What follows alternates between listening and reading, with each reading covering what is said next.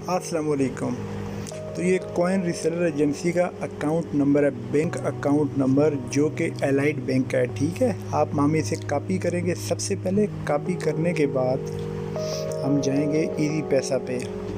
ठीक है, यहाँ एक इजी पैसा है और एक बैंक ट्रांसफ़र। आपने बैंक ट्रांसफ़र पे क्लिक करना है।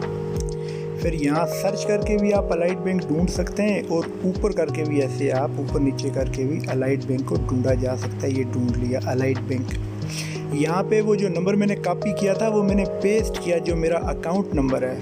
ठीक है, कोई भी ऑप्शन सेलेक्ट कीजिए, क्रेडिट लिख दीजिए, किस पर्पज़ के लिए भेज रहे हैं, और यहाँ अमाउंट डालिए, नेक्स्ट कीजिए। और ये ख्याल कीजिए कि यहाँ मोहम्मद फ़ारूक लिखा हुआ है इस नंबर पे। अगर मोहम्मद फ़ारूक लिखा हुआ है तो आप अकाउंट नंबर दुरुस्त लिख रहे हैं। ठीक है, इसी तरह अब हम जैज़ कैश का देखेंगे। जैज़ कैश मनी ट्रांसफ़र पे क्लिक करने के बाद बैंक ट्रांसफ़र पे क्लिक करना है। उसके बाद वैसे ही हम यहाँ सर्च करके भी अलाइड बैंक ढूंढ सकते हैं।